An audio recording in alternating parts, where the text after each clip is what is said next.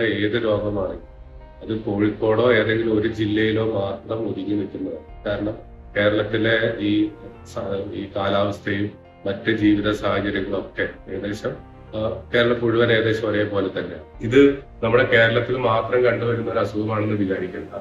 അവസാന വർഷത്തെ കണക്ക് നോക്കിക്കഴിഞ്ഞാൽ ഈ വളരെ ആരോഗ്യരംഗത്തൊക്കെ വളരെ പുരോഗമിച്ചിട്ടുള്ള അമേരിക്കയിൽ പോലും 5 ലക്ഷം കേസുകളാണ് ഒരു വർഷം റിപ്പോർട്ട് ചെയ്യപ്പെടുന്നത്. അപ്പൊ നമ്മൾ ഈ കുറച്ച് കേസുകളുടെ എണ്ണം വെച്ചിട്ട് ഇവിടെ വലിയ രീതിയിലേക്ക് കേസ് കൂടി എന്ന് പറഞ്ഞ് ആശങ്കപ്പെടുന്ന കാര്യം, നമ്മളെ എല്ലാ പനിയുടെ കാര്യത്തിലും സ്വയം ചികിത്സ ഒഴിവാക്കേണ്ടതാണ്. കാരണം സ്വയം ചികിത്സ കൊണ്ട് പല പ്രശ്നങ്ങൾ വരാം. നമ്മൾ അനാവശ്യമായിട്ട് വേദന സംഹാരി ഗുളികളൊക്കെ കഴിച്ചു കഴിഞ്ഞാൽ അത് പ്ലേറ്റ്ലെറ്റിന്റെ അളവൊക്കെ വളരെ കുറയ്ക്കുക, കിഡ്നിയുടെ പ്രവർത്തനത്തിനെ ബാധിക്കുക തുടങ്ങിയ വ്യത്യാസങ്ങൾ. ഈ വർഷം കേരളത്തിൽ വലിയ രീതിയിലേക്ക് ഈ പകർച്ചവ്യാധികൾ കൂടി എന്നുള്ളത് അർത്ഥമില്ല. മുമ്പൊക്കെ കാണുന്ന രീതിയിലാണ് ഇപ്പോഴും കാണുന്നത്. നമസ്കാരം. വൺ ഇന്ത്യയോട് ഒപ്പം ഇന്ന് ചേരുന്നത് അനൂപ് സാറാണ്. സാറിന് പ്രത്യേകം പരിചയപ്പെടുത്തേണ്ട ആവശ്യമില്ല. നിപ്പ വന്നത് മുതൽ എല്ലാവരും കേൾക്കുന്ന ഒരു പേരുകൂടെയാണ്. സാർ ആസ്റ്റർ മിംസിൽ ഇപ്പോൾ വർക്ക് ചെയ്യാണ്. അവിടെയുള്ള സീനിയർ കൺസൾട്ടന്റ് ആണ്. സാർ നമസ്കാരം. സാർ, ഇപ്പോൾ ഒരു പനിക്കാലമാണ്. മറന്ന രോഗങ്ങളൊക്കെ വീണ്ടും തലമുറ ഷിഗല്ല, നിപ്പ, മലേറിയ ഒക്കെ ആയിട്ട് വീണ്ടും വീണ്ടും വന്നുകൊണ്ടിരിക്കുകയാണ്. എനിക്ക് തോന്നുന്നു ആളുകൾ ഇപ്പോൾ വളരെ ആശങ്കയിലാണ്. കാരണം ഒന്നാമത് സോഷ്യൽ മീഡിയയിലൊക്കെ വ്യാജ പ്രചരണങ്ങളാണ് നടന്നുകൊണ്ടിരിക്കുന്നത്. അപ്പോൾ ആളുകൾ ഇതിനെതിരെ വലിയൊരു ആശങ്ക കൂടിയാണ് ഉള്ളത്. അപ്പൊ ഈ സമയത്ത് ഇപ്പം ഷിഗല്ല, നിപ്പയ്ക്ക് വന്നുകൊണ്ടിരിക്കുന്ന സമയത്ത് എന്താണ് ജനങ്ങൾ ഈ ഒരു ആശങ്കയ്ക്ക് ഒരു പരിഹാരം എന്നാണ് ഇപ്പോൾ ഈ ഒരു സാഹചര്യത്തിൽ സാറിന് പറയാനുള്ളത് എന്താണ്? ഈ മഴക്കാല രോഗങ്ങൾ കേരളത്തിലും ഇന്ത്യയിലെ എല്ലാ സ്ഥലത്തും വർഷങ്ങളായി നമ്മൾ കണ്ടുവരുന്നതാണ്. പ്രത്യേകിച്ച് നമ്മുടെ ഇവിടെ ജനസാന്ദ്രത കൂടിയ പ്രദേശമായതുകൊണ്ട് തന്നെ കേരളത്തിൽ പ്രത്യേകിച്ചും മഴക്കാല രോഗങ്ങളുടെ എണ്ണം വളരെ കൂടുതലാണ്. അപ്പൊ അതിൽ പ്രധാന കാരണം നമുക്കറിയാം, ഈ അടുത്തടുത്ത വീടുകളൊക്കെ ഉണ്ടാകുന്ന സമയത്ത്, അതേപോലെ തന്നെ ഈ മഴവെള്ളം വന്ന് ഈ വെള്ളം പൊങ്ങുന്ന സമയത്ത് നമ്മുടെ ഈ ജലസ്രോതസ്സുകളിലേക്ക് ഈ മലിനജലം കലരുകയും അതിന്റെ ഭാഗമായിട്ട് ഈ മലിനജലത്തിലൂടെ അല്ലെങ്കിൽ ശുദ്ധമല്ലാത്ത കുടിവെള്ളത്തിലൂടെ രോഗം പരക്കാനുള്ള സാധ്യത വളരെ കൂടുതലാണ്. അത് ഒരു കാര്യം. അതായത് വെള്ളത്തിലൂടെ ഈ ജലജന്യ രോഗം, അതേപോലെ തന്നെ നമ്മൾ ഈ ചളിവെള്ളം കെട്ടി നിൽക്കുന്ന സമയത്തൊക്കെ തന്നെ എലിപ്പനി പോലെയുള്ള രോഗങ്ങൾ ഈ പടരാനുള്ള സാധ്യത കൂടുതലാണ്. അതേപോലെ വെള്ളം കെട്ടി നിൽക്കുന്ന സമയത്ത് കൊതുക് അതിനകത്ത് മുട്ടയിടാനും കൊതുകുകളുടെ എണ്ണം കൂടാനും, നമ്മൾ പ്രത്യേകിച്ച് കൊതുക് മൂലം പരക്കുന്ന നമ്മുടെ നാട്ടിലുള്ള ഡെങ്കിപ്പനി, ജപ്പാനീസ് ജ്വരം, ഇത്തരം അസുഖങ്ങളൊക്കെ തന്നെ കൂടാനും സാധ്യത കൂടുതലാണ്. ഇത് മുമ്പൊക്കെ തന്നെ പോലെ തന്നെ ഈ വർഷവും നമ്മൾ കാണുന്നു. ഇതിൽ പ്രധാനമായും ഇപ്പോൾ ശ്രദ്ധ ആൾക്കാരുടെ കൂടുതൽ വരുന്നത് ഈ ഷിഗല്ല രോഗത്തെ കുറിച്ചാണ്. ഷിഗല്ല നമുക്ക് എല്ലാവർക്കും അറിയുന്ന പോലെ തന്നെ അതൊരു വയറിളക്ക രോഗമാണ്. നമ്മൾ സാധാരണ മുമ്പൊക്കെ വയറിളക്കം അത് ഏത് അണുക്കൾ കൊണ്ടാണ് ഉണ്ടാവുന്നത് എന്നുള്ള ടെസ്റ്റ് നടത്താറുണ്ടായിട്ടില്ല. ഇപ്പോ നമ്മളെ ലാബ് സംവിധാനങ്ങൾ കുറച്ചുകൂടെ മെച്ചപ്പെട്ടതിന്റെ ഭാഗമായി ഈ മലത്തിൽ കൃത്യമായ പരിശോധന നടത്തുകയും, രണ്ട് രീതിയിലാണ് പരിശോധന നടത്താൻ പറ്റുന്നത്. എന്ത് കാരണം കൊണ്ടാണ് വയറിളക്കം ഉണ്ടാവുന്നത്? അത് പല രീതിയിലുള്ള അണുക്കളുണ്ട്. നമുക്കത് ബാക്ടീരിയ കൊണ്ടുണ്ടാവാം, വൈറസ് കൊണ്ടുണ്ടാവാം, അതേപോലെ അമീബ കൊണ്ടും ഉണ്ടാവാം. ഇത് പല രീതിയിലുള്ള ഈ രോഗാണുക്കൾ ഉണ്ടെങ്കിലും ഈ രോഗലക്ഷണങ്ങളൊക്കെ പലപ്പോഴും ഏകദേശം ഒരേപോലെ തന്നെയാണ് കാണാറ്. ഈ ആദ്യം പനി വരിക, ക്ഷീണം വരിക, വയറുവേദന വരിക, പിന്നീട് അതിനുശേഷം വയറിളക്കം വരിക, പിന്നീട് ഛർദി വരിക, വയറിളക്കത്തിൽ തന്നെ ഈ രക്തം കലർന്ന രീതിയിലുള്ള മലം വരിക. അതിനാണ് നമ്മൾ ഡിസെൻട്രി എന്ന് പറയാം. ഇതേ രീതിയിലാണ് രോഗലക്ഷണങ്ങൾ കാണുന്നത്. ഇത് സാധാരണ നമ്മൾ മുമ്പൊക്കെ കാണുന്നത് പോലെ തന്നെയുള്ള ചില വൈറസ് രോഗങ്ങളുണ്ട്. റോട്ടാ വൈറസ് പോലെയൊക്കെയുള്ള വൈറസിന്റെ ഭാഗമായിട്ട് വരാം. ഈ ബാക്ടീരിയയുടെ കാര്യത്തിൽ പറയുകയാണെങ്കിൽ നമുക്കത് വളരെ കോമൺ ആയിട്ട് കാണുന്ന ഷിഗല്ല വരാം, സാൽമണല്ല വരാം. അതേപോലെ തന്നെ മറ്റ് പല ഈ ബാക്ടീരിയകൾ കൊണ്ട് വരാം. അതേപോലെ തന്നെ അമീബിയാസിസ്, എൻഡമീബ ഹിസ്റ്റോലിറ്റിക്ക എന്ന് പറഞ്ഞ അമീബിയയുടെ ഭാഗമായിട്ട് ഇതേ രീതിയിലുള്ള വയറിളക്കം വരാം. ഇത് ലക്ഷണങ്ങൾ കൊണ്ട് തിരിച്ചറിയൽ വളരെ ബുദ്ധിമുട്ടാണ്. ഈ പല വയറിളക്ക രോഗങ്ങളും നമ്മൾ സാധാരണ കൊടുക്കുന്ന ശരീരത്തിലെ നിർജ്ജലീകരണം ഒഴിവാക്കാൻ വേണ്ടിയിട്ട് വെള്ളം ധാരാളം കൊടുക്കുകയും അതനുസരിച്ച് ഇലക്ട്രോലൈറ്റ്സ് കൂടുതൽ സപ്ലിമെന്റ് ചെയ്യുമ്പോൾ വലിയ ബുദ്ധിമുട്ടില്ലാത്ത രീതിയിൽ പോവാറുണ്ട്. പക്ഷെ ഈ ചെറിയ കുട്ടികളില്, പ്രായമായവരില്, ഗർഭിണികളില്, മുമ്പ് ആരോഗ്യ പ്രശ്നങ്ങളുള്ള ആൾക്കാർ, ഏത് രോഗത്തിന്റെ കാര്യത്തിലും ഇത് ഏകദേശം ഒരേപോലെയാണ്. ഇത്തരം ആൾക്കാരിലേക്ക് ഈ രോഗം വരുന്ന സമയത്ത് അവർക്ക് കൂടുതൽ ബുദ്ധിമുട്ടിലേക്ക് പോകാം. അതേപോലെ തന്നെ ഈ ഷിഗല്ലയുടെ കാര്യത്തിൽ ഈ വയറിളക്കത്തിന്റെയും ഈ ഡിസെൻട്രിയുടെയും കൂടെ നമ്മൾ ഞാൻ നേരത്തെ പറഞ്ഞ പോലെ ഈ നിർജ്ജലീകരണം സംഭവിച്ച് നമ്മുടെ ഈ ശരീരത്തിലെ ഈ ബ്ലഡ് പ്രഷറൊക്കെ താഴുക, കിഡ്നിയുടെ പ്രവർത്തനത്തിനെ ബാധിക്കുക, അതേപോലെ തന്നെ നമ്മുടെ ഇലക്ട്രോലൈറ്റുകളുടെ ഈ ഘടനയ്ക്ക് അല്ലെങ്കിൽ അളവിന് വ്യത്യാസം വരുമ്പോൾ അതിന്റെ ഭാഗമായിട്ട് ഹൃദയത്തിന്റെ പ്രവർത്തനങ്ങളൊക്കെ ബാധിക്കുക. അതിന് പുറമെ ഈ ഷിഗല്ലയുടെ കാര്യത്തിൽ മറ്റു ചില കോംപ്ലിക്കേഷനും വരാം. പ്രധാനമായിട്ടും ചില ആൾക്കാർക്ക് അത് തലച്ചോറിനെ ബാധിക്കുന്ന സമയത്ത് അപസ്മാരം പോലെയുള്ള രോഗലക്ഷണം വരാം. വയറിളക്കം വിട്ടതിന് ശേഷം ഈ സന്ധിവേദന, നമ്മൾ റിയാക്റ്റീവ് ആർത്രൈറ്റിസ് എന്ന് പറയും, അതേ രീതിയിലുള്ള വ്യത്യാസം വരാം. അപൂർവമായിട്ട് രക്തം ഈ അലിഞ്ഞു പോകുന്ന രീതിയിൽ ഹീമോളിറ്റിക് uremic സിൻഡ്രോം എന്ന് പറയും, രക്തം അലിഞ്ഞു പോകുന്ന രീതിയിലേക്ക് വന്നിട്ട് അത് കിഡ്നിയുടെ പ്രവർത്തനങ്ങളൊക്കെ ബാധിക്കുന്ന രീതിയിൽ വരാം. ഇത്തരം കോംപ്ലിക്കേഷനിലേക്ക് പോകുമ്പോഴാണ് അത് മരണകാരണമാകുന്നത്. അധിക സമയത്തും നമുക്ക് ഈ രോഗത്തെ തുടക്കത്തിൽ തന്നെ തിരിച്ചറിഞ്ഞ് ഞാൻ നേരത്തെ പറഞ്ഞ പോലെ ഈ നിർജ്ജലീകരണം സംഭവിക്കാത്ത രീതിയിലുള്ള ചികിത്സ കൊടുക്കുകയാണെങ്കിൽ പലപ്പോഴും ബുദ്ധിമുട്ടിലേക്ക് പോകുന്നത് ഒഴിവാക്കാം. അതേപോലെ തന്നെ കൃത്യമായ രീതിയിലുള്ള ചികിത്സയുണ്ട്. ഇതിന് നമുക്ക് ആന്റിബയോട്ടിക്കുകളൊക്കെ വളരെ ഫലപ്രദമാണ്. ഈ പല സ്ഥലങ്ങളിലും ഇതിന് ആന്റിബയോട്ടിക്കിന് ഫലപ്രദമല്ലാത്ത അല്ലെങ്കിൽ ആന്റിബയോട്ടിക് റെസിസ്റ്റന്റ് ആയ രീതിയിലുള്ള ഷിഗല്ല വരുമ്പോഴാണ് അത് പലപ്പോഴും ബുദ്ധിമുട്ടുണ്ടാക്കുന്നത്.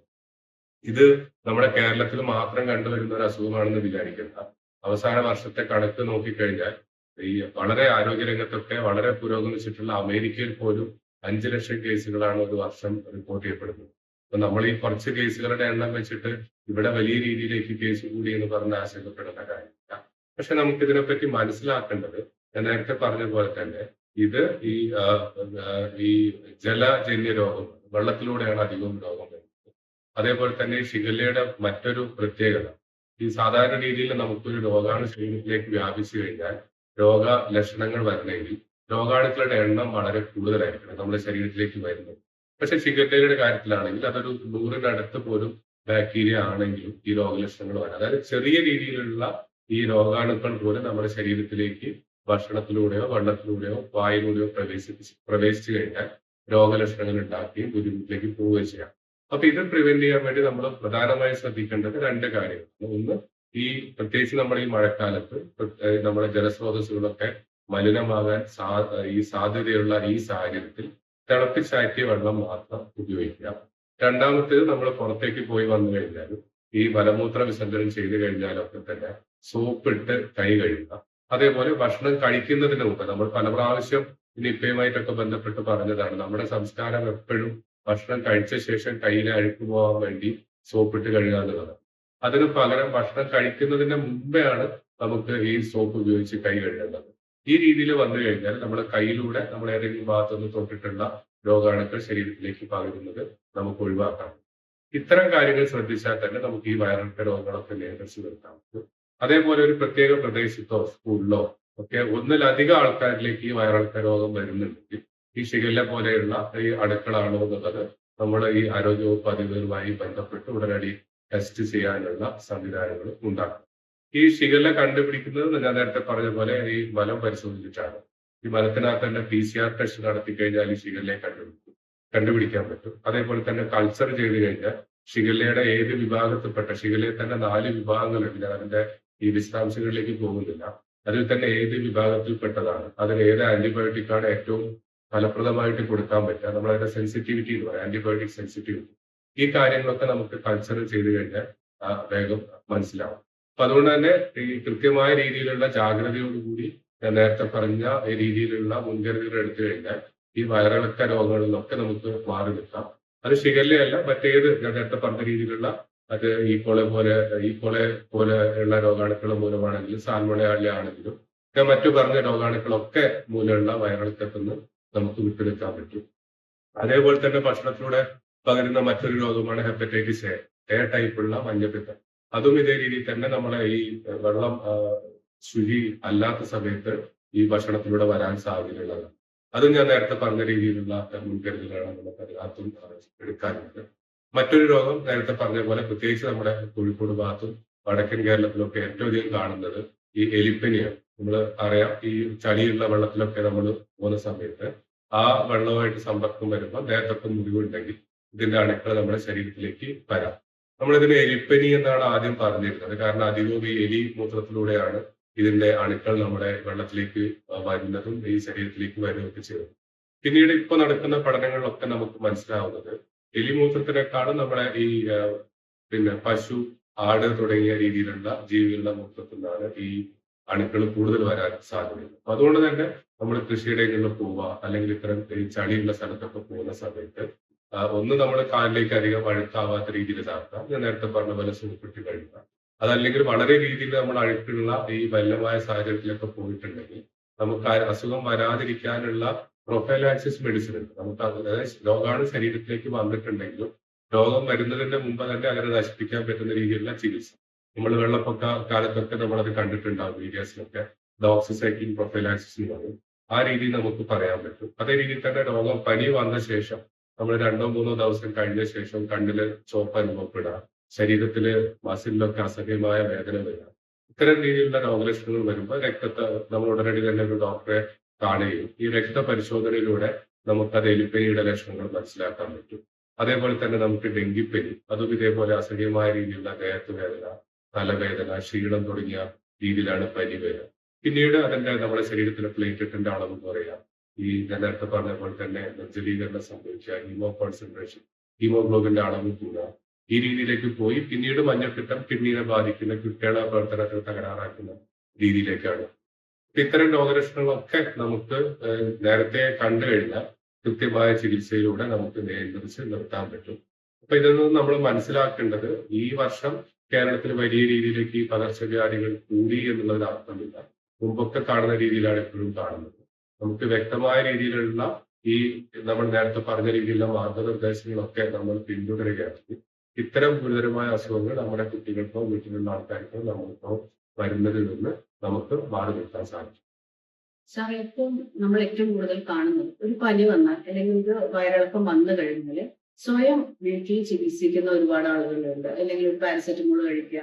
ഇപ്പം നേരത്തെ നമ്മുടെ ഇപ്പം നിപ്പ ബാധിച്ചിട്ടുള്ള വ്യക്തിയാണെങ്കിലും പുള്ളിക്ക് ഈ പനി എന്നുള്ള ഒരു അസുഖം അത്ര ഒരു ഡീപ്പായിട്ട് ഉണ്ടായിരുന്നില്ല. ഒരു ക്ഷീണം മാത്രമായിട്ട് ഉണ്ടായിരുന്നുള്ളൂ. ചെറിയ ചെറിയ ഒരു വ്യത്യാസങ്ങൾ മാത്രമേ ഉണ്ടായിരുന്നുള്ളൂ. പിന്നെ സാറാണ് അവരുടെ അടുത്ത് സംസാരിച്ചു. പിന്നെ അവരുടെ ഗോഡൌണിൽ പോയ കാര്യങ്ങളൊക്കെ അന്വേഷിച്ച് അതിനുശേഷമാണ് ഇത്തരം ഒരു നിപ്പ എന്നുള്ള ഒരു ഇതിലോട്ട് സാർ എത്തുന്നത്. അപ്പം അത്തരത്തിൽ എല്ലാവരും സ്വയം ചികിത്സയാണ് ഇപ്പോൾ ഏറ്റവും കൂടുതൽ നടക്കുന്നത്. അപ്പോൾ ഇത്തരം വലിയൊരു അസുഖങ്ങൾ ഉള്ളത് പോലും അറിയാതെ അതിന് അവസാനം ആ രോഗാവസ്ഥ മൂർച്ഛിച്ചിട്ടാണ് അവസാനം ആശുപത്രികളിൽ പോലും ആളുകൾ ഇന്ന് എത്തുന്നത്. ഇതും ഇതിനൊരു വലിയൊരു കാരണമല്ലേ? തീർച്ചയായിട്ടും നമ്മൾ എല്ലാ പനിയുടെ കാര്യത്തിലും സ്വയം ചികിത്സ ഒഴിവാക്കേണ്ടത്. കാരണം സ്വയം ചികിത്സ കൊണ്ട് പല പ്രശ്നങ്ങൾ വരാം. നമ്മൾ അനാവശ്യമായിട്ട് വേദന സംഹാരി ഗുളികകളൊക്കെ കഴിച്ചു കഴിഞ്ഞാൽ അത് പ്ലേറ്റ്ലെറ്റിന്റെ അളവൊക്കെ വളരെ കുറയ്ക്കുക, കിഡ്നിയുടെ പ്രവർത്തനത്തിനെ ബാധിക്കുക തുടങ്ങിയ വ്യത്യാസങ്ങൾ. അതേപോലെ തന്നെ നമ്മുടെ ആന്റിബയോട്ടിക്കുകളൊക്കെ ഷിഗല്ലയുടെ കാര്യത്തിലൊക്കെ ആണെങ്കിൽ അനാവശ്യമായ ആന്റിബയോട്ടിക്കുകൾ ഉപയോഗിച്ചു കഴിഞ്ഞാൽ നമ്മുടെ സാധാരണ ആന്റിബയോട്ടിക്കുകൾക്കൊന്നും ഫലപ്രദമല്ലാത്ത രീതിയിലേക്കുള്ള ഈ ബാക്ടീരിയകളൊക്കെ ഡെവലപ്പ് ചെയ്യാനുള്ള സാധ്യത കൂടുതലാണ്. അതേപോലെ തന്നെ ഞാൻ നേരത്തെ പറഞ്ഞു, നമുക്ക് ഈ രോഗങ്ങളൊക്കെ തുടക്കത്തിലെ കണ്ടുപിടിച്ച് അത് കൃത്യമായി ഏത് രോഗമാണെന്ന് മനസ്സിലാക്കി അതിന് പറ്റുന്ന രീതിയിലുള്ള വ്യക്തമായ ചികിത്സ കൊടുത്തു കഴിഞ്ഞാൽ പലരെയും നമുക്ക് ഈ ബുദ്ധിമുട്ടിലേക്ക് പോകുന്നതിൽ നിന്ന് ഒഴിവാക്കാൻ പറ്റും. അതുകൊണ്ട് തന്നെ നേരത്തെ പറഞ്ഞ പോലെ ഈ പനി വിട്ടുമാറാതെ നിൽക്കുകയും മറ്റു ബുദ്ധിമുട്ടുകളോ അല്ലെങ്കിൽ ലക്ഷണങ്ങളോ കാണിക്കുകയും ചെയ്യുന്നുണ്ടെങ്കിൽ അത് പനി കൊണ്ടുള്ള ക്ഷീണമാണ്, ആ ക്ഷീണം കൊണ്ട് നമുക്ക് എന്തെങ്കിലും വേറെ ബുദ്ധിമുട്ട് തോന്നുകയാണ് എന്ന് പറഞ്ഞ് വീട്ടിലിരിക്കുകയാണ്, അത് കൃത്യമായ രീതിയിലുള്ള ഈ വൈദ്യസഹായം തേടുകയും അതനുസരിച്ചുള്ള ടെസ്റ്റുകളും മരുന്നുകളുമാണ് നമ്മൾ കഴിക്കുകയും ചെയ്യേണ്ടത്. ഷിഗല്ലയായാലും നിപ്പയായാലും നമ്മൾ എങ്ങനെയാണ് ഇത് കൂടുതൽ മനസ്സിലാക്കുന്നത്? കാരണം ചെറിയൊരു പനി വരുമ്പോഴേക്കും ആളുകൾ സ്വയം ചികിത്സ നടത്തുന്നുണ്ട്. പക്ഷെ നമ്മൾ ഈ ഒരു വലിയൊരു അസുഖമാണ് അല്ലെങ്കിൽ ഇങ്ങനെ ഹോസ്പിറ്റലിൽ പോകണം എന്നുള്ളൊരു ഘട്ടം നമുക്ക് എന്തൊക്കെയാണ് അതിന്റെ ലക്ഷണങ്ങൾ വരുന്നത്? മനസ്സിലാക്കാനുള്ളത്, നമുക്ക് ഈ മഴക്കാലത്ത് ഏറ്റവും അധികം ആൾക്കാരെ ബാധിക്കുന്നത് നമ്മൾ സാധാരണ പറയുന്ന ജലദോഷപ്പനിയാണ്, ഫ്ലൂ എന്ന് പറയും. ഈ ജലദോഷപ്പനി വരുമ്പോൾ നമ്മൾ തൊണ്ടവേദനയും മൂക്കൊലിപ്പ്, ചെറിയ ദേഹത്ത് വേദന, പനി, ഈ രീതിയിലുള്ള രോഗലക്ഷണങ്ങൾ നമുക്ക് ഒരുമാതിരി എല്ലാ ആൾക്കാർക്കും ഉള്ള ഒരു സമയമാണ്. അപ്പൊ അത്തരത്തിലുള്ള ആൾക്കാരൊക്കെ തന്നെ ഉടനടി ചികിത്സ തേടണമെന്നില്ല. പക്ഷെ നമുക്കൊരു 2 ദിവസം കഴിഞ്ഞ ശേഷവും ഈ പനി മാറാതെ നിൽക്കുക, കടുത്ത ക്ഷീണം അനുഭവപ്പെടുക, അതിന്റെ കൂടെ ഞാൻ നേരത്തെ പറഞ്ഞ പോലെ ഈ വയറിളക്കം വരിക, ഭക്ഷണം കഴിക്കാൻ പറ്റാത്ത അവസ്ഥ വരിക, തുടർച്ചയായ ഛർദി ഉണ്ടാവും, നമ്മുടെ ഓർമ്മയ്ക്ക് വ്യത്യാസം വരിക, പരസ്പര ബന്ധമില്ലാത്ത രീതിയിൽ സംസാരിക്കുക, സംസാരിക്കുന്ന കാര്യങ്ങൾ തന്നെ സ്ഫുടതയില്ലായ്മ വരിക, ഇതിന്റെ കൂടെ നമുക്ക് ശക്തമായ തലവേദന, അപസ്മാരം, മറ്റു രോഗലക്ഷണങ്ങൾ വരാം. മൂത്രത്തിന്റെ അളവൊക്കെ വളരെ കുറവാണ്, അല്ലെങ്കിൽ മൂത്രത്തിന്റെ കളർ വളരെ ഡാർക്ക് ആയിട്ട് അനുഭവപ്പെടുക. നമ്മുടെ ശരീരത്തിൽ ഡീഹൈഡ്രേഷൻ വരുന്ന സമയത്താണ് അങ്ങനെ വരാം. ഈ രീതിയിലൊക്കെ വരുന്ന സമയത്ത് ഉടനടി തന്നെ നമുക്ക് വൈദ്യസഹായം തേടുകയും അതനുസരിച്ചുള്ള ചികിത്സ നമുക്ക് ലഭ്യമാക്കുകയാണ് വേണം. സർ, ഇപ്പോഴും ആളുകളുടെ ഇടയിൽ വ്യാജ പ്രചരണം ഒരുപാട് വരുന്നുണ്ട്. അപ്പം അത്തരത്തിലുള്ള ഈ ഒരു വ്യാജ പ്രചരണം എങ്ങനെയാണ് ആളുകൾ മനസ്സിലാക്കേണ്ടത്? കാരണം അങ്ങനെ അതാണ് എനിക്ക് തോന്നുന്നത് ഏറ്റവും കൂടുതൽ ആളുകൾക്ക് ആശങ്ക ഉണ്ടാവുന്നത്. നിപ്പയും ഷിഗല്ലയും ഒക്കെ നമ്മൾ ആളുകൾ ഏറ്റവും കൂടുതൽ പേടിക്കുന്നത്. ഇപ്പോൾ പലപ്പോഴും ആളുകൾ പല കമന്റുകളും നമ്മൾ കാണുന്നുണ്ട്. കോഴിക്കോട് മാത്രം എന്തുകൊണ്ടാണ് ഇത്തരം അസുഖങ്ങൾ വരുന്നത്? കോഴിക്കോടിന് എന്തോ ഭയങ്കര പേടിയാണ്, കോഴിക്കോടിന് മാത്രമുള്ള അസുഖങ്ങളാണ് നിപ്പ എന്നുള്ളൊരു സ്ഥിരീകരണം ഒക്കെ ഉണ്ട്. കഴിഞ്ഞ ദിവസം ഒരു കുട്ടി വരെ മരിച്ചിട്ടുണ്ട് ഷിഗല്ല കാരണം. അപ്പോൾ ആളുകൾക്ക് മൊത്തത്തിൽ ആ ഒരു ചിന്തയുണ്ട്. കാരണം കോഴിക്കോട് എന്തോ ഒരു പ്രത്യേകത ഉള്ളത് കൊണ്ടാണ്, അല്ലെങ്കിൽ കോഴിക്കോട് മാത്രം വരുന്ന ഒരു അസുഖമാണെന്നുള്ള ചിന്തയൊക്കെ ഉണ്ട്. മൊത്തത്തിൽ ഇത് എല്ലാ ജില്ലകളും ഉണ്ട്. അത് കണ്ടുപിടിക്കാനുള്ള ഒരു താമസം കൊണ്ടാണോ ഇത്തരത്തിൽ വരുന്നത്?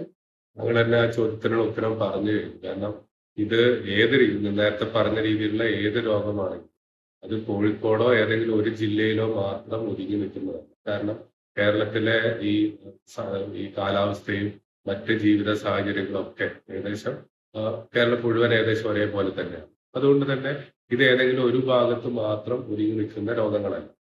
നേരെ മറിച്ച് ചില പ്രത്യേക സാഹചര്യത്തിൽ ഏതെങ്കിലും ഒരു ഭാഗത്ത് അത് കൂടുതൽ പ്രത്യക്ഷപ്പെട്ടേക്കാം.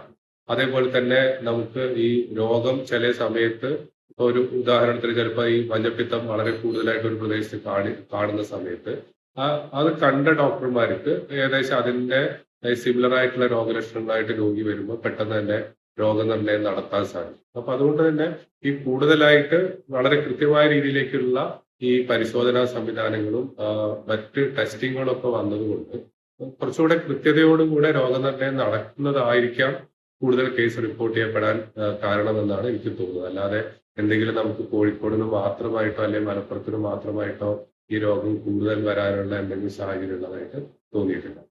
ഇതിനൊക്കെ കൃത്യമായിട്ടുള്ള മരുന്നുകളുണ്ടോ? അതുപോലെ വാക്സിനേഷൻ ചെയ്തു കഴിഞ്ഞാൽ അതിനെന്തെങ്കിലും പ്രശ്നങ്ങൾ, കൊറോണയ്ക്കൊക്കെ വാക്സിൻ ചെയ്തിട്ട് അതുകൊണ്ടാണ് ആളുകൾ മരിക്കുന്നതെന്നുള്ള വ്യാജ പ്രചരണങ്ങൾ വരെ വന്നിട്ടുണ്ട്. അപ്പോൾ ഇതിനൊക്കെ കൃത്യമായിട്ടുള്ള മരുന്നുകളുണ്ടോ, അതോ വാക്സിൻ ചെയ്തു കഴിഞ്ഞാൽ ഇത് കുറയും? ഇതിന് പല രീതിയിലാണ് നമുക്ക് ഈ രോഗത്തിനെ പ്രിവെന്റ് ചെയ്യാൻ പറ്റുക. ഞാൻ ഒന്ന് പറഞ്ഞു, നമ്മളെ ഈ പരിസര ശുചീകരണവും നമ്മുടെ വ്യക്തി ശുചിത്വവും, ഇതാണ് നമ്മൾ ആദ്യം ഏത് രോഗങ്ങളിൽ നിന്നും മാറി നിൽക്കാൻ വേണ്ടി ശ്രദ്ധിക്കേണ്ടത്. നമ്മുടെ വീടിന്റെ ചുറ്റുപാടൊക്കെ വെള്ളം കെട്ടി നിൽക്കുന്ന ഒഴിവാക്കുക. നമ്മളെ കിണറിലേക്കോ കുടിക്കാൻ വെള്ളം ഉപയോഗിക്കുന്ന സ്ഥലങ്ങളിലേക്കൊക്കെ ഈ മലിനജലം മിക്സ് ചെയ്യുന്നത് ഒഴിവാക്കുക. അതിനുശേഷം നമ്മൾ ഈ ശരീരം എപ്പോഴും വൃത്തിയായി സൂക്ഷിക്കുക. ഞാൻ പറഞ്ഞ പോലെ പുറത്തു പോയി വന്നാലും ഭക്ഷണം കഴിക്കുന്നതിന്റെ മുൻപൊക്കെ തന്നെ കൈ സോപ്പിട്ട് കഴുകുക. അതേപോലെ തിളപ്പിച്ചാറ്റിയ ഭക്ഷണവും ചൂടാക്കിയ ശേഷമുള്ള ഭക്ഷണവും അതേപോലെ തന്നെ തിളപ്പിച്ചാറ്റിയ വെള്ളം. ഈ വെള്ളം ചൂടാക്കുക എന്ന് പറയുമ്പോൾ നമുക്ക് വീട്ടിലുള്ള ഒരു തെറ്റിദ്ധാരണ, വെറുതെ വെള്ളത്തിന് ചൂടാക്കി കുടിക്കുന്നതിൽ കാര്യമില്ല. അത് തിളപ്പിച്ച ശേഷം അത് തണുപ്പിച്ചിട്ടാണ് നമ്മൾ ഉപയോഗിക്കേണ്ടത്. അപ്പോഴാണ് നമ്മൾ ഈ രോഗാണുക്കളൊക്കെ നശിക്കുന്നത്. അപ്പൊ അത്തരം രീതിയിലുള്ള കാര്യങ്ങൾ ചെയ്താൽ തന്നെ നമുക്ക് ഈ കുറെ രോഗങ്ങളെ നമുക്ക് നിയന്ത്രിച്ചു നിർത്താൻ പറ്റും. അടുത്തതാണ് നമുക്ക് വാക്സിൻ മൂലം ഈ രോഗം നിയന്ത്രിക്കാൻ പറ്റുന്നത്. അപ്പൊ വാക്സിൻ മൂലം നിയന്ത്രിക്കാൻ പറ്റുന്ന പല രോഗങ്ങളും, ഇപ്പൊ നേരത്തെ പറഞ്ഞ രോഗങ്ങളിൽ ഷിഗല്ലയ്ക്കൊന്നും വാക്സിൻ കണ്ടുപിടിച്ചിട്ടില്ല. പക്ഷേ നമ്മൾ പറഞ്ഞ ഹെപ്പറ്റൈറ്റിസ് എക്ക് വ്യക്തമായ രീതിയിലുള്ള വാക്സിനുകളുണ്ട്. ആ വാക്സിൻ എടുത്തു കഴിഞ്ഞാൽ നമ്മുടെ കുട്ടികൾക്കോ അല്ലെങ്കിൽ മുതിർന്ന ആൾക്കാർക്കോ ആ രീതിയിലുള്ള രോഗം വരുന്നത് തടയാൻ പറ്റും. ചിക്കൻ പോക്സ് അതേപോലെ നമുക്കറിയാമോ, പണ്ടൊക്കെ കുട്ടികളിലേക്കും വലിയ ആൾക്കാരിലേക്കും ഒക്കെ ചിക്കൻ പോക്സ് വരുമ്പോൾ വലിയ ബുദ്ധിമുട്ടുകളാണ് വരുന്നത്. ചിക്കൻ പോക്സിന്റെ തന്നെ മറ്റ് വകഭേദമായ ഹെർപ്പസ് സോസ്റ്റർ, നമ്മൾ നരമ്പ് ചൊള്ള എന്ന് പറയുന്ന അസുഖം, പ്രായമായ ആൾക്കാരിലൊക്കെ നമ്മളത് പലപ്പോഴും ബുദ്ധിമുട്ടുണ്ടാക്കുന്നത് കാണാറുണ്ട്. അതിനും ഇപ്പോൾ വാക്സിൻ ലഭ്യമാണ്. അതേപോലെ തന്നെ ഈ ചില വയറിളക്ക, പ്രത്യേകിച്ച് നമ്മൾ ഈ ടൈഫോയിഡിനൊക്കെ നമുക്ക്, വയറിളക്കല്ല സാധാരണ രീതിയിലുള്ള ടൈഫോയിഡിനൊക്കെ നമുക്ക് വാക്സിൻ വെച്ചിട്ട് പ്രിവെന്റ് ചെയ്യാൻ പറ്റും. മറ്റ് എലിപ്പനി, ഡെങ്കിപ്പനി, അത്തരം രീതിയിലുള്ള രോഗങ്ങൾക്ക്, ഷിഗല്ല, അതിനൊന്നും കൃത്യമായ രീതിയിലുള്ള വാക്സിൻ ലഭ്യമാണ്. വാക്സിൻ കഴിഞ്ഞാൽ അടുത്തതാണ് നമ്മൾ പോസ്റ്റ് എക്സ്പോഷർ പ്രൊഫൈലാക്സിസ് എന്ന് പറയുന്നത്. അതായത് നമുക്ക് ഈ രോഗം വരാനുള്ള ഒരു സാഹചര്യവുമായി നമ്മൾ ബന്ധപ്പെട്ടിട്ടുണ്ടെങ്കിൽ, ആ രോഗാണുക്കൾ ശരീരത്തിലേക്ക് എത്തിയിട്ടുണ്ടെങ്കിൽ രോഗം വരാതെ നോക്കുക. രോഗലക്ഷണങ്ങൾ വരുന്നതിന്റെ മുമ്പ് തന്നെ നമ്മൾ മരുന്നോ മറ്റ് കാര്യങ്ങളോ ഉപയോഗിച്ച് രോഗം വരാതെ നോക്കുക. അപ്പൊ അതാണ് നമുക്ക് ലെപ്റ്റോസ്പൈറോസിന്റെ കാര്യങ്ങളിലൊക്കെ നമുക്ക് അതേ രീതിയിൽ നമുക്ക് ഈ പ്രൊഫൈലാക്സിക്സ് മരുന്നുകൾ ലഭ്യമാണ്. നമുക്ക് ഡോക്സിസൈക്ലിനൊക്കെ ഉപയോഗിച്ചിട്ട് അസുഖം വരുന്നത് ഒഴിവാക്കാൻ പറ്റും. അതേപോലെ തന്നെ നിപ്പയുടെ സാഹചര്യത്തിലാണെങ്കിൽ നമുക്ക് ആരെങ്കിലും ഹൈ റിസ്ക് എക്സ്പോഷർ ഉണ്ടെങ്കിൽ നമുക്ക് ഈ മോണോക്ലോണൽ ആന്റിബോഡി തുടങ്ങിയ മരുന്നുകൾ ഉപയോഗിച്ചിട്ട് നമുക്ക് രോഗം വരുന്നത് ഒരളവ് വരെ നിയന്ത്രിക്കാൻ പറ്റും. ഇതിന്റെ അടുത്ത ഘട്ടമാണ് നമുക്ക് എപ്പോഴും അതാണ് നമുക്ക് ചെയ്യാൻ പറ്റുന്നത്. രോഗം വന്നാൽ തന്നെ ഞാൻ നേരത്തെ പറഞ്ഞ പോലെ എത്രയും പെട്ടെന്ന് രോഗം കൃത്യമായി നിർണ്ണയിക്കുകയും അതിന് പറ്റുന്ന ഏറ്റവും നല്ല ചികിത്സയും കൊടുക്കാം. ഇത് ചെയ്തു കഴിഞ്ഞാൽ നമുക്ക് പല ആൾക്കാരെയും കോംപ്ലിക്കേഷനിലേക്ക് പോകുന്നത് ഒഴിവാക്കാൻ പറ്റും. ഇതൊന്നും ചെയ്യാതെ ശ്രദ്ധിക്കാതെ ആൾക്കാരുടെ അവസാന ഘട്ടത്തിലേക്ക് പോയി ചികിത്സ തേടുമ്പോഴാണ് പലപ്പോഴും ബുദ്ധിമുട്ടിലേക്ക് പോകുന്നത്.